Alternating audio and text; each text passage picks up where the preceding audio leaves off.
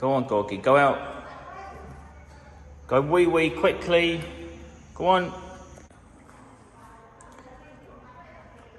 Well, we've decided we're going to go out today. I'm going to leave both dogs here. It's about 10 in the morning. It's the time they normally go to sleep for the midday anyway. We're getting a babysitter to come and sort of watch them. A local girl. We'll leave them in here with the fan and the aircon and water and everything else that they would like. My arms are still hurting from when I was doing the digging like 4 days ago. And since then, I've been working pretty much every day. Yesterday was like up and down the ladder, and our dog sitter has arrived. So we're just getting ready to go now. We're just stopping off to pick up one chicken and one duck, so we've got a bit of lunch to take with us.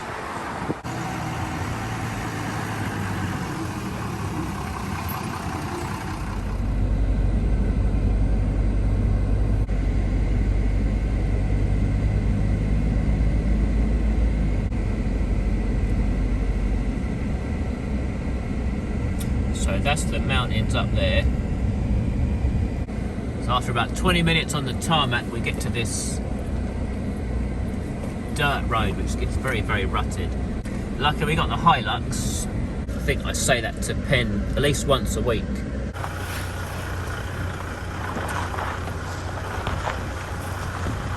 Now here comes the Suzuki Caribbean. I think I have to get one of those. Dealing with the bumps, no problem.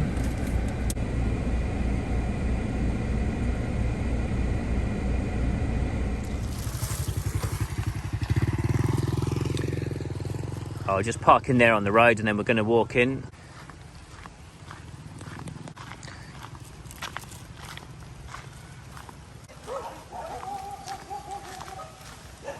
All those naughty dogs are barking at us. Hopefully the river's not too high at the moment. Yeah, the road looks alright. Hope we don't drop all the lunch. Oh, careful, Pen, slippery. Well, I'm safely across. Very slippery on all those stones. It comes up to your knees about.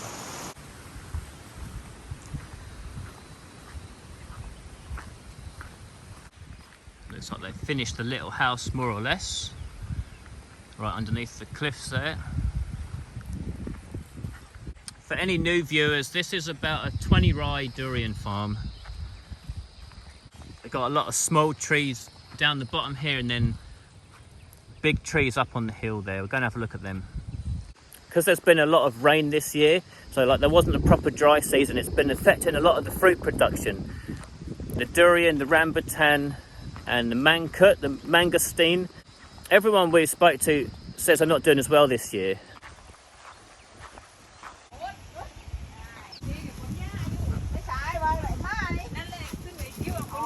Alright, sawadee ka. It looks like there's some dessert being cooked there. I wonder what that is. Alright, I'll leave them in there, cooking away and sorting out the lunch. Pen's uncle's up here doing some spraying, so I'm going to go have a look.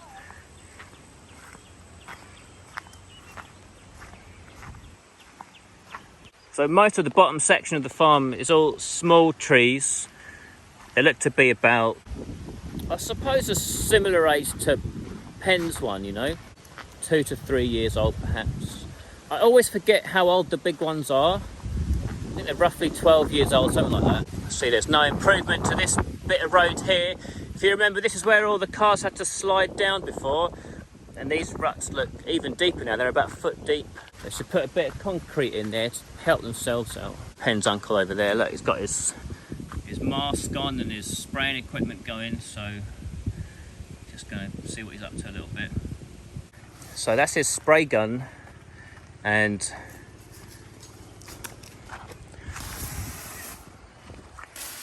you can see what he's doing. It's actually spraying the fruit themselves. Up on this hillside here, they've got 149 durian. So the big trees, there's about 150 of them.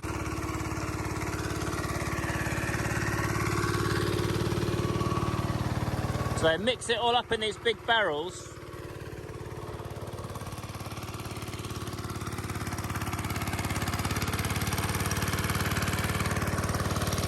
He's got one of his helpers over there as well doing more spraying. I think that Penn's uncle pays the helpers monthly rather than doing a profit split.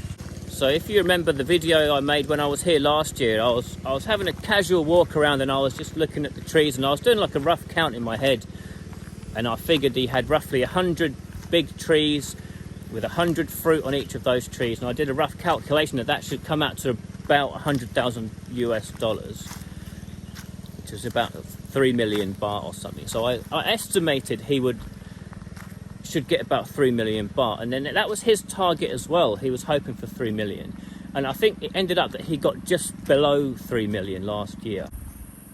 And I've got to say, just having a walk around and seeing how much fruit is out on the trees, there's definitely not as much as last year.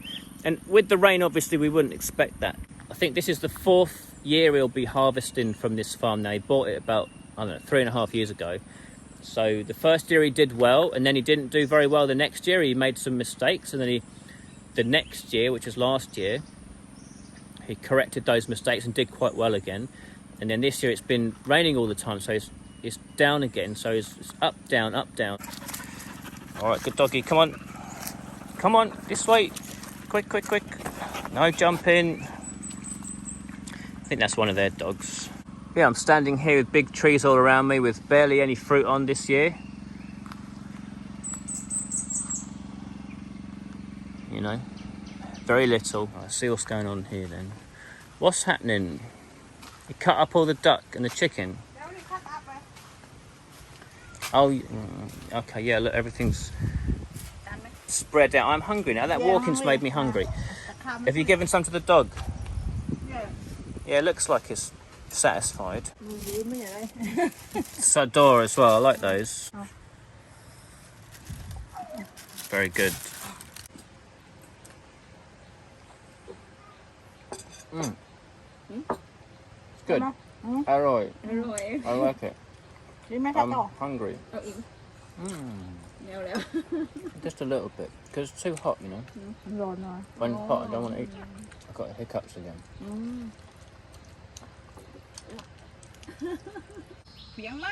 That was spicy, but good. I like spicy, even though it gives me the hiccups, I still eat it. Nice to sit out in the countryside, eating away, right next to the chilli bushes. Alright, thank you. Very good.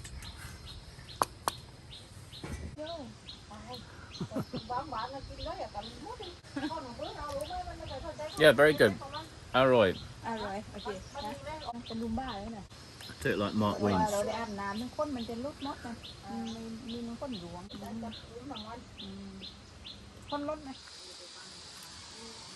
That was a good lunch. I'm glad I'm having a break from the DIY. I've been at it for a few days, it's making me sore. And so I was just asking Narod's wife, like, what are they expecting this year? And they say this year they probably won't even get 1 million of fruit. So very different to last year, maybe only 25% or 30% of what they got last year. And remembering this is all before costs. So maybe this year instead of 2.8, they're going to get 0.8. A lot less, but still it's enough to live on, isn't it? 800,000 baht is plenty. That's my target, because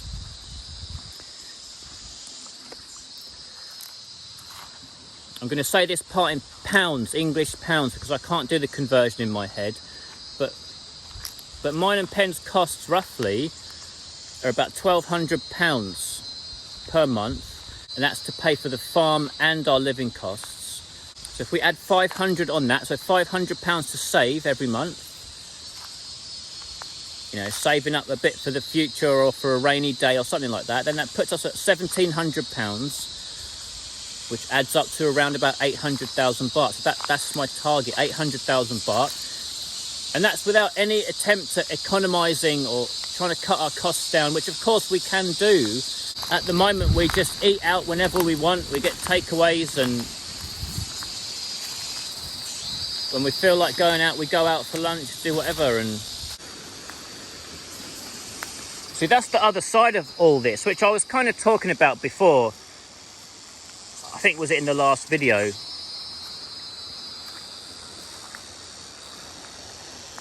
Over here in Thailand, it gives you the option to live cheaply if you want to. I wonder what all this is for. Bits of plastic tied to a piece of metal. It's like some kind of tripwire. I don't know.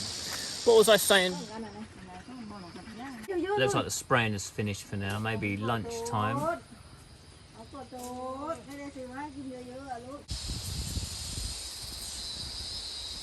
Off for a shower in the river.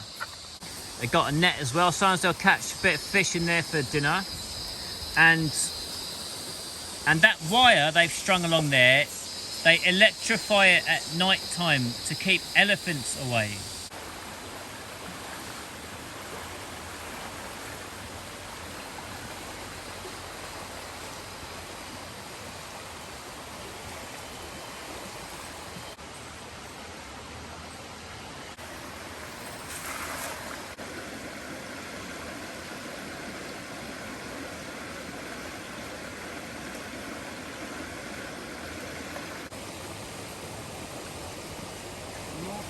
No fish. Oh, wow.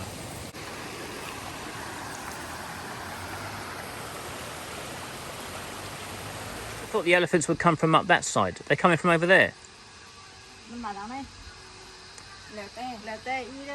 Anywhere. Oh. Well, it doesn't help having all that elephant food hanging around. Do they not know? Does Naoi not know that the elephants love bananas?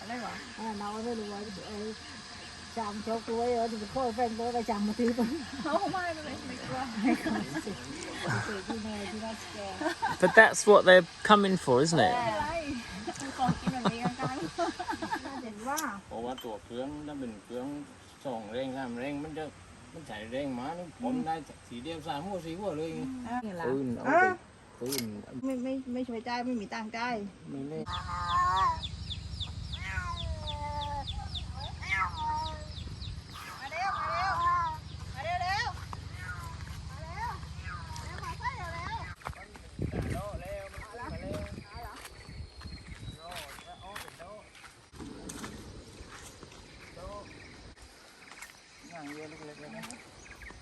You say if they don't if that rain stop for 1 week, we have another tree. We have some more Durian coming out. Right. So some of the trees don't have fruit on, but they're still going to try and initiate fruiting on some more, try and get some more flowers to come out. And Narod reckons that if they can get one more dry week, he thinks he's got a good chance of getting some flowers to come out. Wait for the rain stop, then we come have a flower. So they're sort of, the flowers are like ready to come out almost. Yeah. So look, this tree here's got no fruit on it, but Narod's saying all these here are sort of ready to sprout.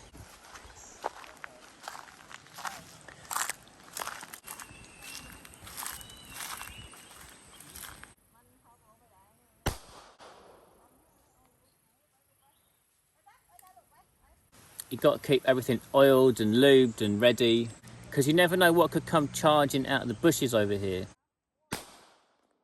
Yeah, they've got that elephant wire running all the way around the farm, except for this side actually, because this is like just like cliffs up there. I guess the elephants can't come down this way. So they keep a pistol and a rifle here for eventualities. And look, they're picking some vegetables now. They're growing pumpkins over here. Well, they're all growing on these vines on the floor.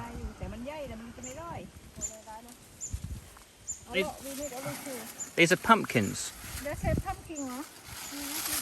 No, they're not pumpkins. There's something else. You know what else they told me? They said the dogs, right? The dogs like go for the monitor lizards, big ones, and then they put that in a curry. They make monitor lizard curry. I've never heard of that one before. Pen said she ate it when she was young. Yeah, what you got? Is that a big one? Yeah, this for next time. We have the tree from this one. Well, lift it up so the video can see. That is big. What's that one?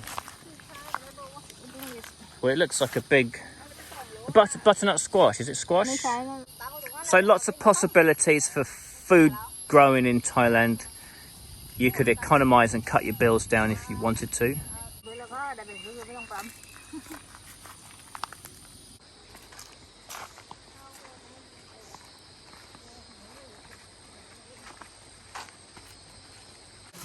So the chap did catch some fish. This is today's haul. So how would you, Pen, how would these be cooked, these fish then? They grill them or something? Put them in a curry, okay. So they'll make a fish curry out of that. It's ice cold. That's good. Coconut palms everywhere. You can see the big pile of husks there. There's bananas everywhere. All this is the vegetable garden. Oh, that's the other type of aubergines there, the one I'm more used to. Sort of the long black ones. Eggplants. Yeah. I mean, I just see a lot of reasons why I would prefer to live in a place like this. You can try and be a bit more self-sufficient and more sustainable, as well as being able to economise and live cheaper. And the kicker, of course, is that, you know, once you've got your farm set up properly, it will pay you, it won't cost money. Their farm here already pays them more than enough than they need to live on. Me and Pen have got to wait a few more years. Better to be out in amongst nature, having an effect on your environment, and your environment having an effect on you.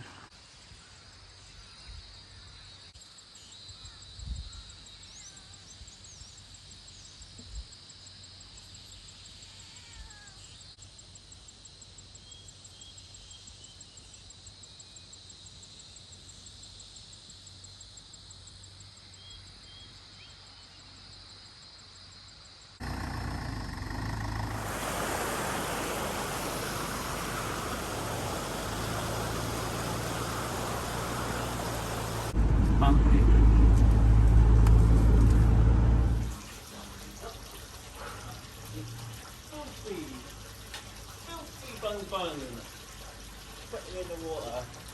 Come on, go get the water. In the water. Go get in. Go get in. It's freezing. Ready. In. Go in, come on. Go, go, go. Come on.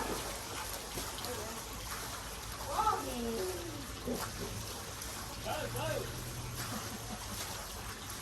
I nearly got so many was going to run. Well, we're back home now. That was a nice day out. Do something different instead of up and down the ladder. I think it'll be about another 3 years or so till our trees start to have a bit of fruit. Maybe we'll start to have a bit of income from this farm. So in the meantime, yeah, I might go back to England for like 6 months at a time and work. See how that goes. Or I might get an English teaching job over here. Do something like that.